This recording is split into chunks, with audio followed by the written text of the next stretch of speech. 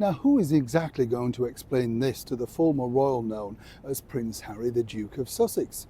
As many people have worked out, literally, he's been incredibly damaging to the brand of the British monarchy. But more importantly now, this could be detrimental under this brand new regime over here in the United Kingdom. But can anybody truly stop Harry and Meghan? As ever, let me explain. Morning, good to see you today, and as ever, thank you so much for joining me on a nice sort of, well, it looks nice, doesn't it? It's just about to, well, yes, turn dark, you know what it's like. And it's always I like it to just get out at these particular points in the day, just before it gets pitch black. Are you like me? You're not keen on the dark? Well, don't say Halloween's coming, it's a night out, Neil, I know that already. Halloween, what big business is that? Do you remember when you and I were kids and you used to send people out and they'd give you money, wouldn't they? And, you know, sort of truth or dare or whatever, you know. Now they want full things, they've got cash machines with them. Who could afford Halloween? And what big business it's become literally in the stores. Do you buy into it? I'd love to know as ever, because I just sort of think, wow, very expensive for something that really is a throwaway stuff, isn't it? Christmas, you understand, kids' presents, all that sort of stuff. Halloween, another way to extract money. Or am I being a Scrooge?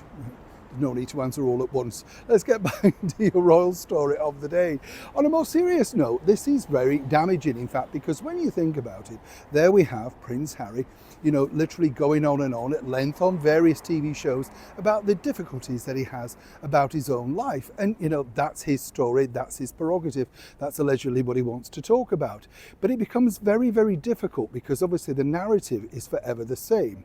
It's all about exactly how hard it is for him to manage over here, literally in the United Kingdom, particularly moving forward for the security of his wife, the cable TV actress Meghan Markle. A few months back now, he appeared on a commercial channel, ITV, basically saying he didn't feel it was safe here in the United Kingdom because it could be a loan shark, anybody who could literally come out and attack them. This is the same woman, of course, who proudly wound down the window at a royal event to make sure that her fans were able to see her, even though, of course, Harry's not clever enough to realise exactly that's what Meghan wants, and as ever, what Meghan wants, Meghan gets, and she wanted to be seen. You get the picture.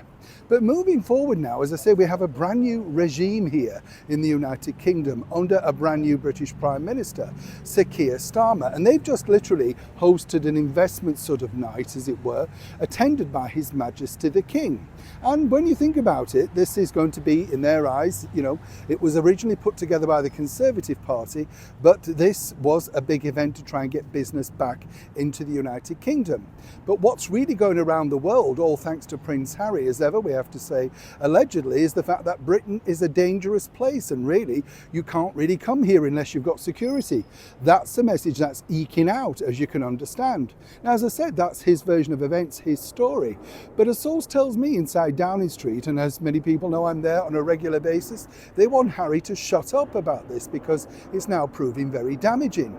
Now, as I said, we already know that the current British Prime Minister, Sir Keir Starmer, is no great fan of the monarchy, and this gives a wonderful opportunistic moment to highlight this with His Majesty the King about just how difficult his youngest son has been. And a source tells me that somebody somewhere within the government is going to be appointed to have a very quiet word with Harry about to, well, shut up, zip it, stop reiterating how dangerous it is here. But will it work? And if Harry believes it, who can stop him? And with his case, of course, moving forward in the early part of next year, along with his press cases with all those newspaper tabloid groups, nobody seemingly has the power to make sure that Harry will finally shut up for the benefit of the United Kingdom or not. Now, what would you do if you were in a position of power to make the Prince be quiet? I'd love to know. Neil Sean in the very heart of London.